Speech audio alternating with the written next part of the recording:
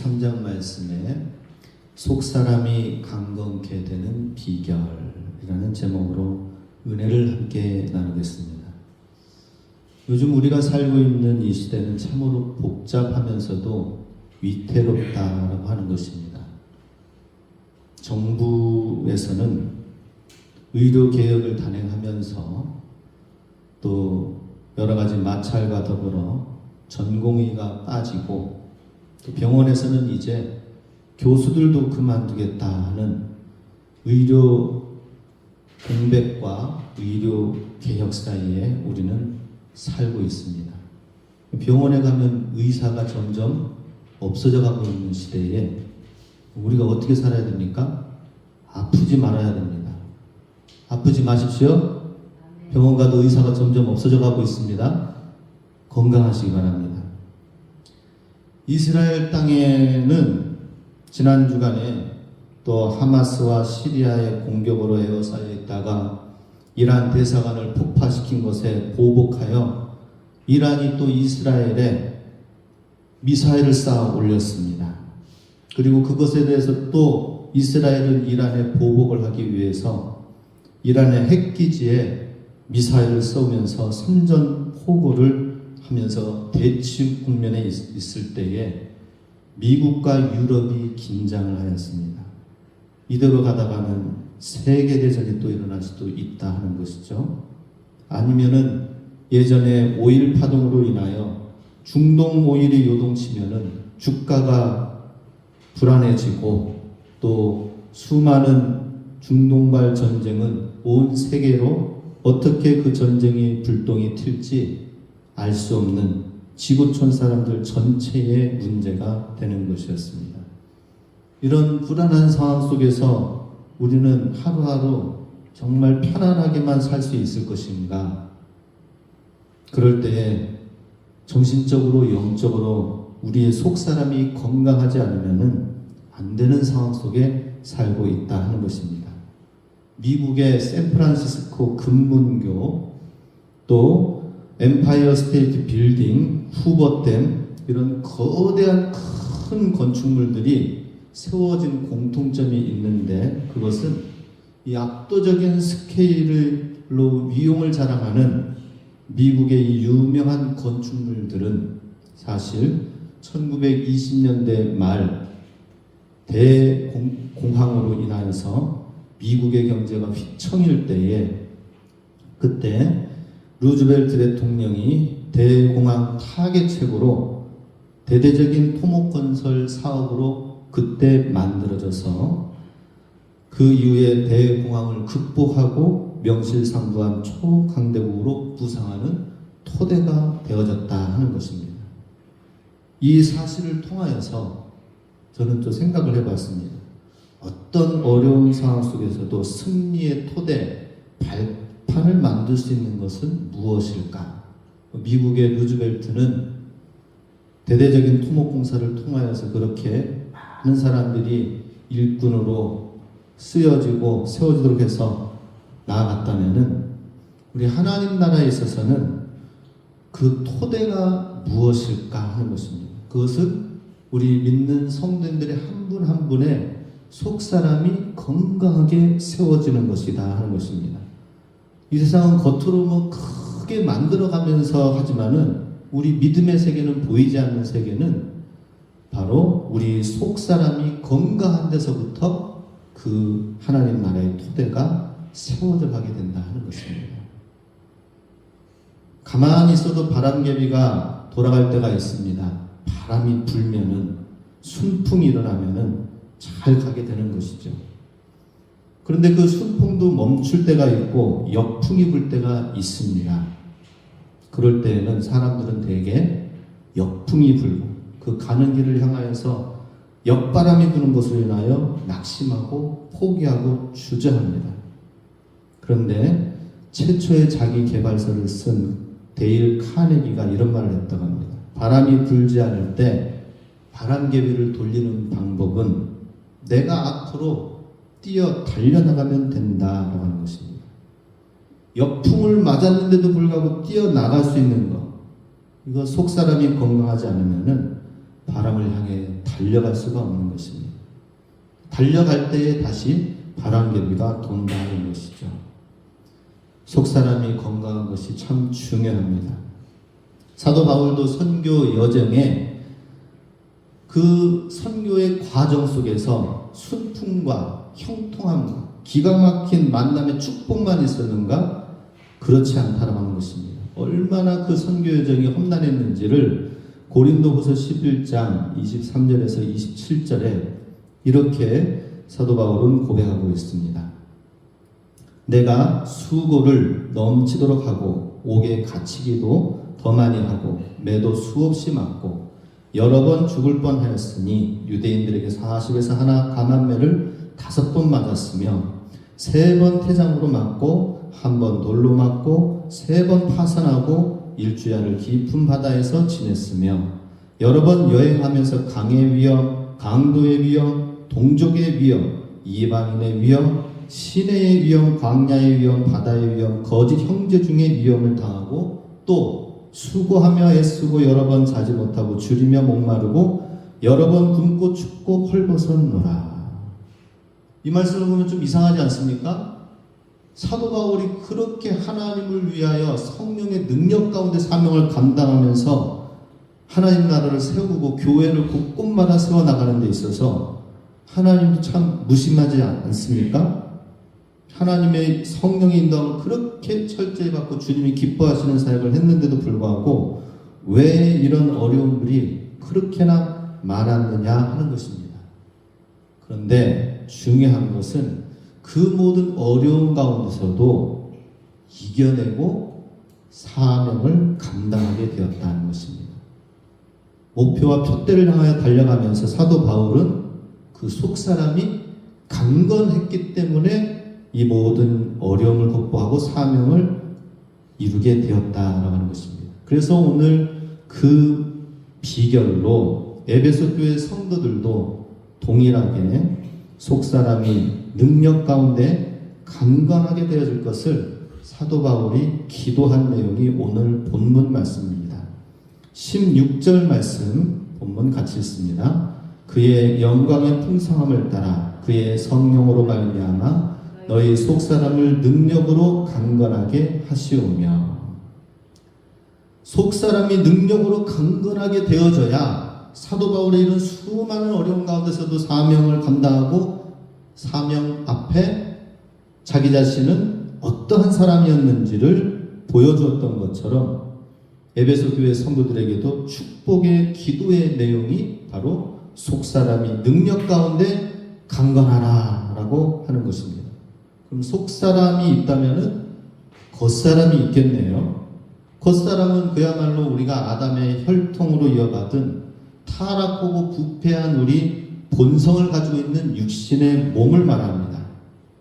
그리고 속사람은 예수님을 믿고 영접하여 거듭난 새 생명 속에 오늘날 봄에 다 죽은 것 같지만 거기에서 다시 새순이 올라와서 잎을 피우고 꽃을 내서 지금 마당에는 튤립이 활짝 폈습니다.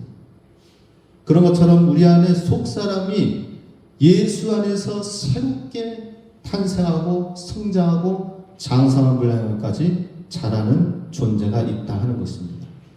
그리고 우리는 겉사람의 사람으로 갈 것인가 속사람의 믿음으로 살 것인가 그렇게 강건하게 되어질 것인가 그것을 우리는 생각해야 됩니다. 우리의 겉사람을 꾸미고 가꾸고 최고로 좋게 하면은 어떤 삶이 되어질까요? 역사적으로 제가 보니까 프랑스의 태양왕 루이 14세라는 사람이 있습니다. 그는 72세 장수하기까지 5살부터 왕에 올라서 72년간 프랑스를 다스렸습니다.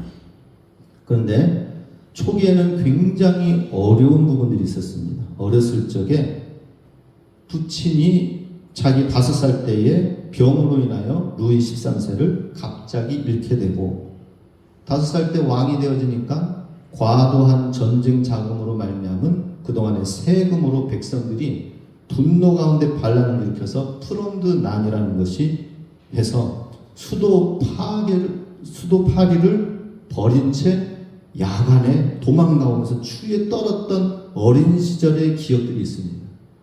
그리고 그 난이 이제 정리가 되어지면서 다시 왕의 자리에 올라선 이 루이 14세는 왕권을 강화해야 되겠구나. 그래가지고 만들어 나갔지만은 자기 자신을 지키기 위해서 왕권을 강화한 것이 점점 왕권 강화한 다음에는 자기 자신을 신격화하는 데까지 가게 되어졌습니다. 먼저는 귀족들, 자기 자신을 이렇게 힘들게 하고 왕권을 위협하는 귀족들을 하나하나 정리를 하면서 그러면서 4만 명에서 2만 명으로 줄이게 되고 귀족들을 서열화해서 공작, 후작, 백작, 자작, 남작으로 세워서 등급을 매겨가지고 귀족은 그냥 태어나는 것이 아니라 왕으로부터 자기를 받아야 된다라고 하면서 왕에게 잘 보여야 귀족이 신분이 또한 올라갈 수 있게 되었습니다. 그리고 이 루이 14세는 베르사유 궁전을 정말 아름답게 만들어가지고 여의도 3배에 해당되는 지역에 분수가 200개가 있고 450개의 방을 만든 건축물에 너무나도 의리의리한 그곳에서 날마다 파티를 하면서 귀족들을 초청해가지고 파티를 벌리면서 축제와 오락과 사치와 향락의 미끼에 빠져들게 됐습니다. 그리고 그 안에서 이제 먹으면서 지내면서 점점 이상한 일들이 생겨나는 것입니다. 궁중 예의 에티켓을 운영 체계를 해가지고 인사법에서부터 옷차림에서 의자에 앉는 법까지 해가지고 다 모든 것을 예의 문화를 만들어 놓고 귀족이라면 등급 높은 귀족은 이 정도의 예절은 해야 된다라고 사치와 그런 베르사유 궁전에서 온갖 것을 다 누리게 하면서 결국에는 왕에게 다 조절되어지는 그런 상태가 되었습니다. 그렇게 해서 자기 자신을 신격화해서 오늘날 그 베르사유 궁전 여행 가면은 엄청난 그런 것을 보게 된다고 합니다. 그런데 자기 자신을 마지막까지 신격화하고 수많은 금은 보화를 쌓아놓고 베르사유 궁전을 꾸며놓았지만은 그의 인생의 후반전은 점점 안 좋게 되어진 것을 보게 됩니다. 그는 카톨릭 교도였었는데 개신교를 핍박하면서 종교개혁 이후에 개신교에 있는 사람들을 극악하게 핍박하였습니다. 왕권을 강화하기 위해서 카톨릭의 하나의 종교를 세워나가기 위한 과정을 보냈습니다. 얼마나 악독하게 개신교 성도들을 괴롭혔는지 드라고나드라는 용병을 보내가지고 아예 집에서 그 용병을 집으로 개신교 사람들의 집에 들어가게 해서 먹고 살면서 개신교에서 구교, 카톨릭으로 옮기지 않으면은 수많은 그 집에서 막 괴롭히는 것입니다. 집안에 들어가가지고 사람 살림을 깨트리고 강간하고 온갖 어려운 문제를 해서 결국에는 지역을 떠나가든지 아니면 부교에 손을 들든지 그런 상황이 되었습니다. 그런데 그게 자기 자신을 위해서 왕권을 강화하는 것인 줄 알고 부교로 나아갔지만은 그 과정에서 그 탄압을 이겨내지 못하고 프랑스를 떠난 수많은 사람들이 생겨났는데 공교롭게도 굉장히 많은 기술자들이 다 프랑스에서 떠나가게 되었습니다. 아일랜드로 간 사람 기독교인은 또 여러 맥주, 음료 창시자가 되었고요. 영국으로 간 기독교 개신교인 가운데서는 철도 기술자가 있어서 철도를 영국에 크게 보급하게 되었고, 독일로 간 철강 산업인은 독일의 철강을 일으키는 사람이 되었고, 스위스로 간 시계 장인 개신교인은 스위스가 오늘날 시계 엄청난 유명하잖아요. 그런 프랑스에 있는 인물들이 개신교 사람들이 위인들이 다 떠나가게 되었습니다. 그래서 프랑스의 경제가 휘청하게 되었다고 합니다. 겉사람은 이렇게 자기 자신을 위해서 모든 것을 다 완벽하게 왕의 권한을 강화하고 신격화되어져서 모든 기적들이 자기에게 다 맞춰가지고 자기 왕국을 이뤄나가는 듯 하지만은 오히려 그 모든 과정 속에서 스스로 무너지는 일들이 된다라는 것입니다. 결국에는 너무 좋은 것, 맛있는 것을 먹고 그랬던 이 루이 14세 왕은 마지막에는 건강 문제가 그의 발목을 잡았다고 합니다.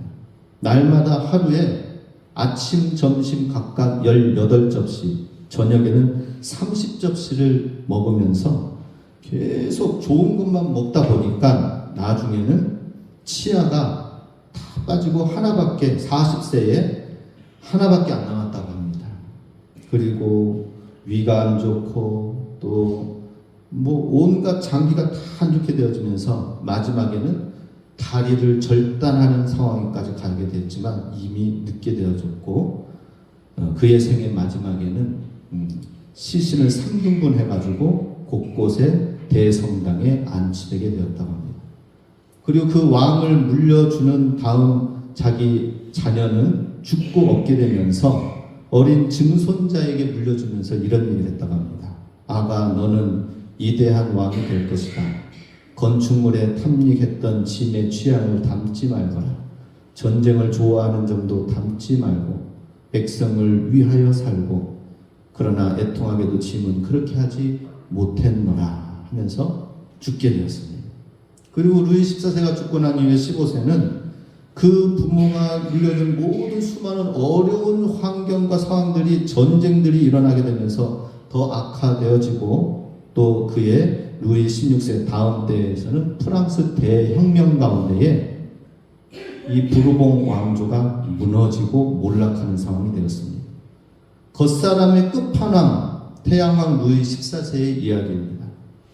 우리 이 이야기를 들어보면 정말 나 자신을 위해서 살면 안 되겠다라고 하는 내 자신의 주장과 내 자신의 행복을 위하여서만 살면 안 되겠다 하는 것을 보게 됩니다.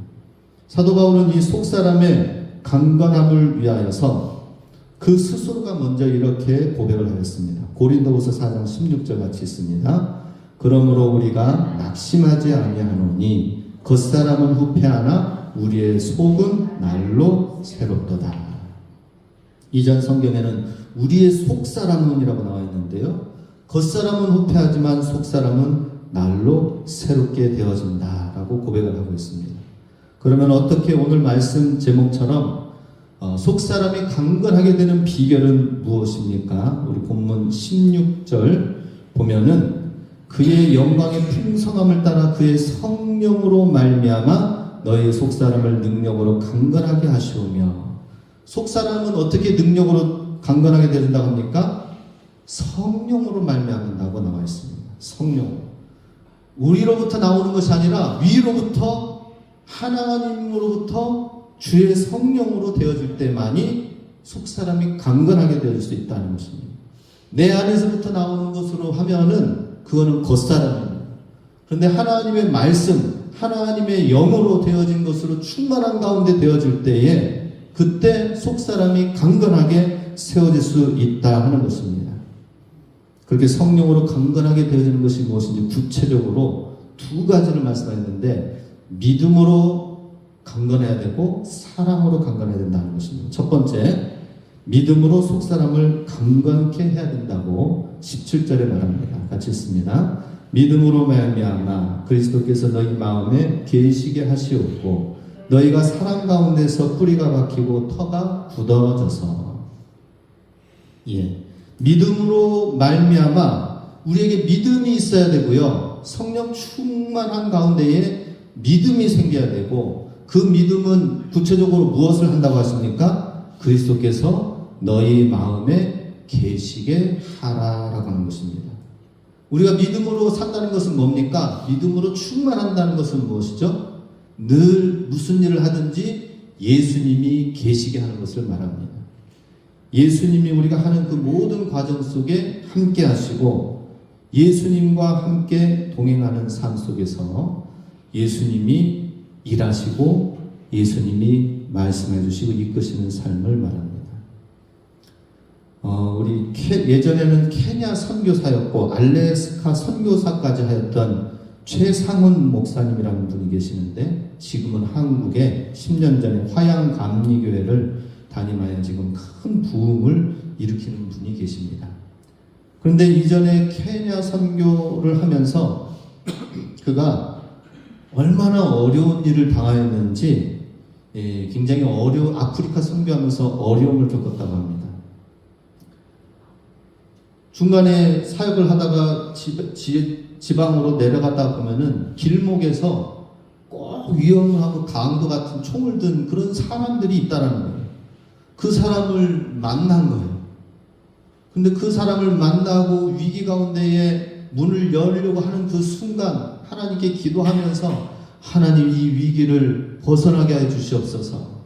내가 지금 총에 맞아서 지금 끝나야 됩니까? 아니면은 지금 다 차랑 모든 걸 다 털려가지고 알거지가 돼서 이 광야, 이 사막에서 이렇게 황무지에서 내가 걸어서 집에 가야 됩니까?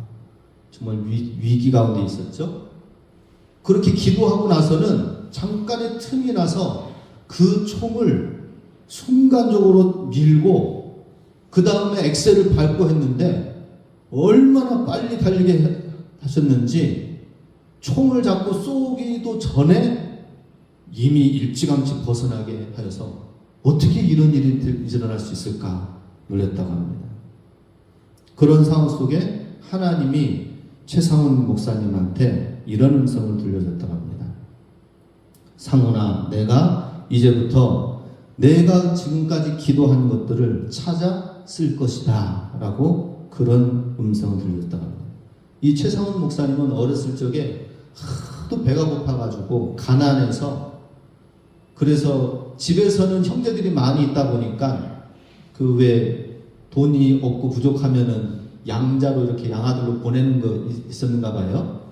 양아들로 보내기까지 하면서 너무나도 어려운 상황 속에 살면서 눈만 뜨면 배가 고팠대요.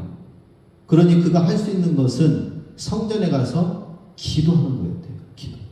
그 어린 나이에 가장 힘들고 어려울 때 하나님 배고파요. 하나님 도와주세요. 그 어린 나이에 기도하는 겁니다.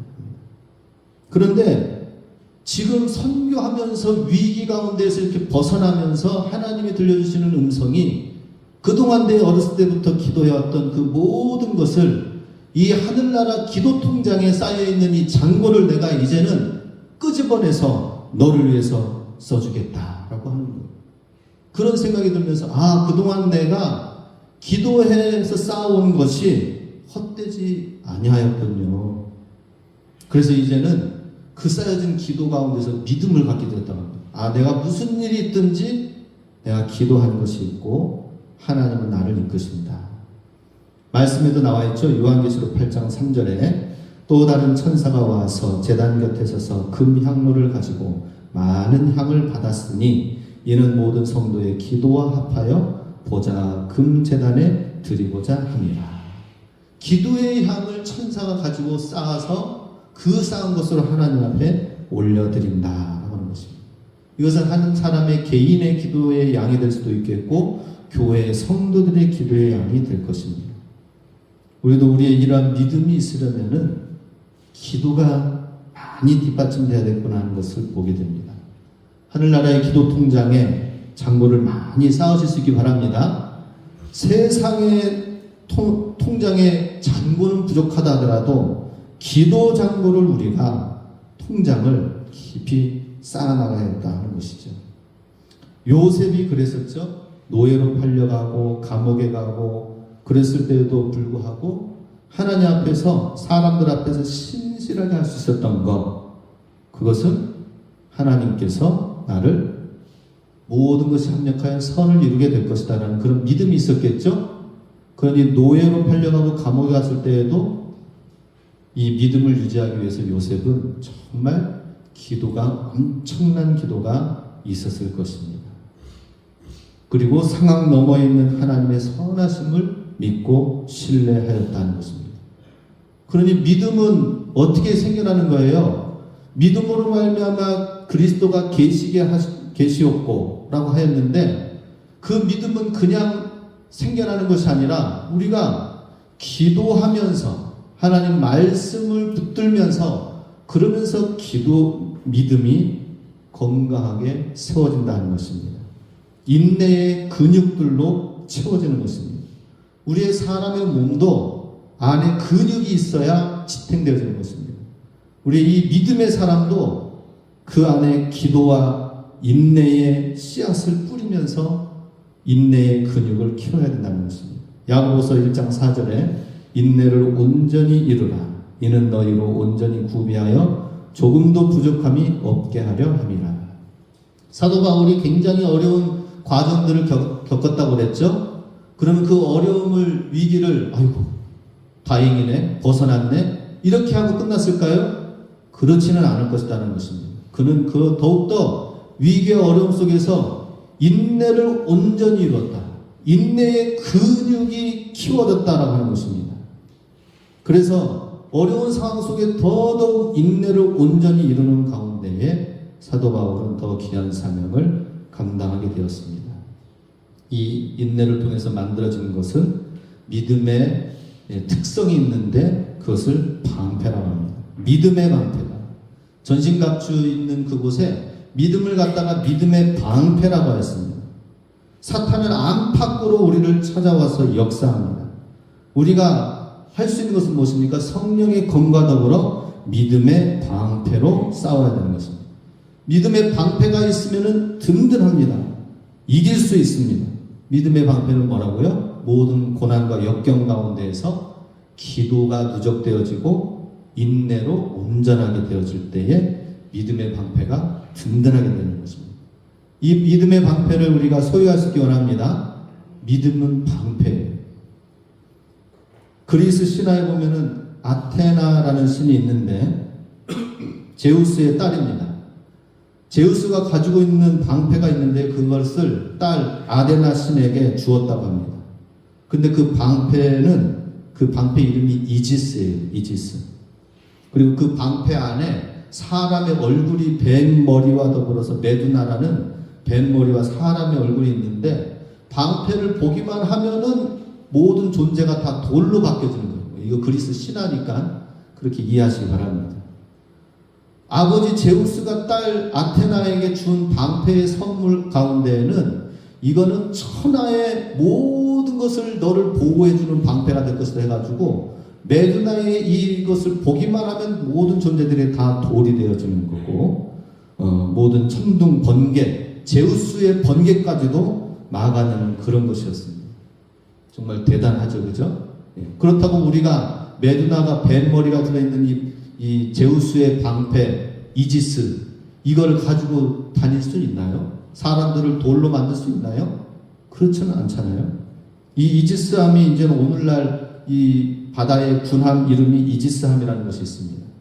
하늘의 인공위성을 통하여서 모든 로켓과 미사일이 날아오는 것을 다 방어할 수 있는 시스템이 바로 이지스함입니다.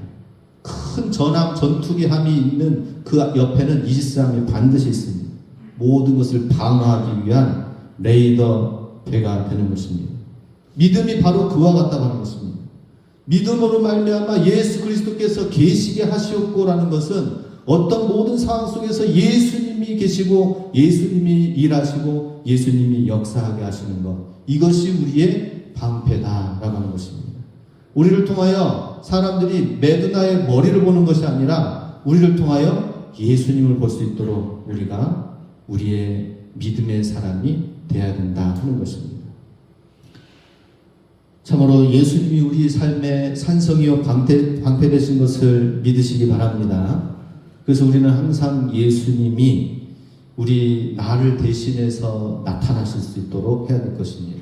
그런 좋은 방법 가운데 하나가 영국의 찰스 쉘던이 쓴 책 예수님이라면 어떻게 하실까라는 책입니다. 이거는 한때 영국이 크게 부흥할 때에 부흥하는 그 시기의 성도들이 예수님이라면 이 상황에서는 어떻게 하실까? 이 질문을 가지고 모든 상황들을 맞이했던 것을 보게 됩니다. 우리도 왜 예수님이 우리 삶의 방패가 되십니까?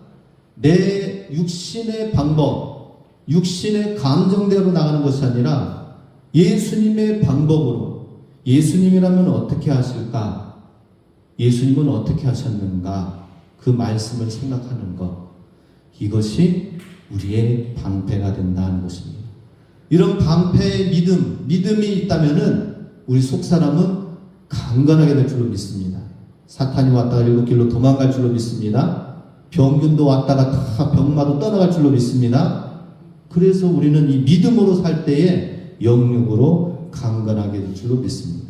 두 번째로 17절에서 19절에는 사랑의 충만함으로 속사람을 강건하게 해야 된다고 말씀합니다. 17, 18, 19절 같이 읽습니다. 믿음으로 말미암아 그리스도께서 너희 마음에 계시게 하시옵고 너희가 사랑 가운데서 뿌리가 박히고 터가 굳어져서 능히 모든 성도와 함께 지식에 넘치는 그리스도의 사랑을 알고 그 너비와 길이와 높이와 깊이가 어떠함을 깨달아 하나님의 모든 충만하신 것으로 너희에게 충만하게 하시기를 구하노라. 기타 좀 꺼주세요. 사랑의 충만함이 나와 있습니다. 17절에 보면은 너희가 사랑 가운데서 뿌리가 박히고 터가 굳어져라 라고 말씀합니다. 예, 그러니 이 속사람이 강건하기 위해서는 그 사람이 서 있는 그 발, 그 터가 사랑 가운데 뿌리가 깊이 박혀져야 되는 것입니다. 아마 지금 이 소나무도 굉장히 지금까지 100년, 200년의 세월을 버텨온 데에는 그 뿌리가 엄청나게 견고하게 세워져 있지 않았는가 생각을 하게 됩니다. 또 터가 굳어져서라고 하는 것은 그 기초가, 건물의 기초가 튼튼한 것을 말합니다. 뿌리 깊은 나무가 되라라고 하는 것이죠. 그럴 때에 그 내용 가운데 무엇이 깊이 뿌리를 내려야 됩니까? 사랑 가운데서 뿌리가 박히고 라고 나와 있습니다. 그리스도의 사랑의 뿌리가 깊이 내려지도록 할 때에 우리의 속사람이 강건하게 되어진다 하는 것이죠. 우리 19절에 보면은 그 사랑의 뿌리가 얼마나 가지가지 뻗어야 되는지 4가지로 말씀하고 있습니다. 그 너비와 길이와 높이와 깊이가 어떠함을 깨달아. 그럼 예수님의 그 사랑의 이 4가지 뿌리를 잘 깨닫고 알라라고 하는 것이죠. 먼저 예수님의 사랑은 어땠는지 한번 보겠습니다. 첫 번째, 예수님의 그 사랑의 너비, 그 넓이가, 그 사랑이 얼마나 넓은가. 이것은 포용력을 말하는 것이죠. 그죠? 예수님은 그 사랑의 포용성이 얼마나 컸는지, 창녀와 세리와 각종 병든 자와 수많은 강도까지, 마지막 십자가에 못 박혀 죽으시면서 강도까지 용서하고 구원하시며 나아갔습니다. 그 사랑의 가슴으로 품지 않을 사람이 없었다 하는 것이죠. 이 사랑의 포용력, 예수님의 이 사랑의 포용력 안에 걸려들지 않은 사람이 없습니다. 사실 우리는 다 주님 앞에서 다 죄인입니다. 그러니 우리 예수님의 사랑의 포용력 앞에 우리는 사실은 사랑의 포로들이다 하는 것이죠. 예수님의 사랑을 받지 않은 사람이 없다 하는 것이죠. 그리고 이것을, 이 넓은 사랑을 경험한 사람은 또 우리도 그 사랑의 포용력을 가지고 나가야 되겠죠. 예, 우리가 고추장을 담으면은 만들어서 고추장을 하나씩 해가지고 어디다가 넣습니까? 항아리 가득 채워 넣습니다. 그래서 때로는 누구한테도 좀 퍼주기도 하고 종지에다가 담아서 먹고 양념도 만듭니다. 마찬가지로 우리가 고추장을 종지에다가만 넣는 그런 사람이 있습니까? 우리의 사랑의 그릇, 인생의 그릇은 바로 이와 같이 사랑의 포용력에 있다는 것입니다. 우리의 사랑은 어느 정도인가요? 얼마나 포용하면서 살고 있습니까? 우리의 사랑의 반경은 어떠해야 되는지 예수님의 그 사랑을 깨달으라라고 말씀하십니다. 또 사랑의 길이가 있습니다. 길이는 우리의 시간은 태초부터 말까지 한정되어 있지만 얼마나 긴 역사입니까? 근데 하나님은 영원하십니다. 그 사랑이 영원하시다. 영원하신 사랑으로 우리를 사랑하시니까 어떻습니까? 예수님께서 이 땅에 오셔서 낮아지시고 우리 가운데 함께 하시고 십자가 못 박혀 죽기까지, 정말 이 끝이 없는 사랑이 죽기까지잖아요. 그죠? 끝이 없는 그 사랑으로 우리를 사랑하시고 우리를 받으셨습니다. 예수님께 제자들이 물었습니다. 예수님, 우리에게 잘못한 형제를 몇 번이나 용서됩니까? 한 7번 정도 하면 잘한 거 아닙니까? 라고 했을 때에 70번씩 7번. 숫자적으로는 495번이지만은 그냥 용서하면서 살라라고 말씀하십니다. 이 사랑의 길이를 말합니다. 죽기까지 우리를 용서하시고 사랑하셨던 것처럼 우리의 사랑의 길이도 끊임없이 길어라라고 하는 것이죠. 예수님의 사랑은 이렇게 영원하시고 긴데 우리의 사랑은 너무 짧아요. 내가 사랑을 베풀어 주기에는 센치로 잽니다. 이 사람은 뭐니까 좀 해주고 안 해주고 30cm 자로 우리는 사랑의 길이를 제한하지는 않습니까? 사랑의 높이를 말하고 있습니다. 사랑의 높이. 예수님께서 죽으시고 부활하셔서 하늘 보좌 우편에 오르기까지 하셨는데 혼자 오른 것이 아니라 우리도 함께 앉히시기 위해서, 궁극적으로, 그리고 우리도 함께 앉히셨다라고 말씀하십니다. 그러기 위해서 주님은 낮아지시고 섬기시면서 우리를 높여주셨습니다. 그 사랑의 높이. 그래서 속사람이 건강한 건 무엇입니까? 내가 높아지고 내 목소리가 높아지는 것이 아니라 우리가 섬겨지고 낮아지는 그때에 속사람은 건강하게 되어지면서 하나님의 나라가 세워지는 것입니다. 마지막으로 사랑의 깊이. 얼마나 깊은가? 우리 바다를 보면은 깊은 것을 알 수가 있죠. 그죠? 가장 우리 지구에서, 바다 중에서 가장 깊은 곳이 일본 밑에, 그리고 파푸아 뉴기니 뉴질랜드 위쪽, 그 중간 왼쪽에 보면은 또 필리핀 제도가 있다고 하는데, 그 태평양의 마리나 제도라는 섬, 그 제도 바다는 에베레스트 산 8,788m보다 2,500m가 더 높이, 더 깊이 내려간다고 합니다. 엄청난 심해죠, 그죠? 에베레스트 산보다 더 2km 이상 더 깊이 내려가니까 얼마나 깊은가 하는 것입니다. 근데 그 깊은 곳에도 생명체가 살고 있다고 합니다. 마찬가지로 예수님께서도 우리를 위해서 정말 얼마나 깊은 사랑으로 사랑하셨는가 하는 것입니다. 이사야 1장 18절에 보면은 너희 죄가 주홍 같을지라도 눈과 같이 희어질 것이요. 얼마나 죄가 그렇게 주홍 같다면은 빨갛고, 그런데 그 빨간 것을 눈과 같이 희게 하시겠대요, 하나님께서. 그럼 그 사랑은 뭐예요? 얼마나 그 속에 그 깊이 역사하시고 들어가셔서. 근데 그 깊은 것은 사실 우리 마음입니다. 우리 삶입니다.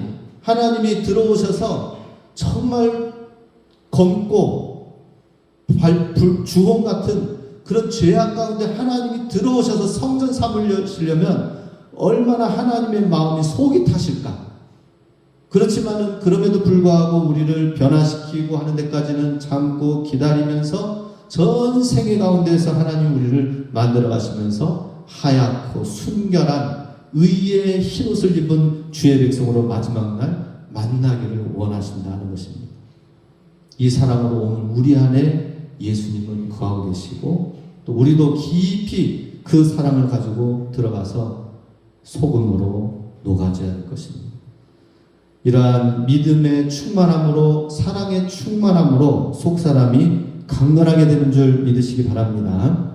그리고 그렇게 속사람이 강건한 자에게 주시는 축복이 오늘 이 마지막 20절, 21절에 나와 있습니다. 같이 함께 읽으며 말씀을 마무리 짓습니다. 우리 가운데서 역사하시는 능력대로 우리가 구하거나 생각하는 모든 것이 더 넘치도록 능히 하실 이에게 교회 안에서와 그리스도 예수 안에서 영광이 대대로 영원 무궁하기를 원하노라. 아멘. 우리는 단순하게 우리가 기도하고 간구하는 것 그 이상으로 모든 것을 넘치도록 하게 하실 하나님 하면은 그렇게 하시는 줄만 아는데, 사실은 그 전제 위에 있는 13절에서 19절 20절의 말씀을 기억해야 될 것입니다. 속사람이 강건했는데 어떤 환경 속에서 사도 바울이 속사람이 믿음으로 또 사랑으로 강건하게 되어졌을 때, 믿음의 방패로 사랑의 뿌리가 깊이 내려졌을 때에 그러한 자에게 하나님은 20절 말씀, 우리 가운데서 역사하시는 능력대로 우리가 구하거나 생각하는 모든 것에 더욱 능히 넘치게 하실 것이다. 사도 바울은 이것을 친히 경험하고 사역의 승리 가운데 하나님께 영광 돌렸습니다. 우리도 정말 하나님께 영광 돌리는 귀한 믿음으로 주님 앞에 나아가시길 주의 이름으로 축복합니다.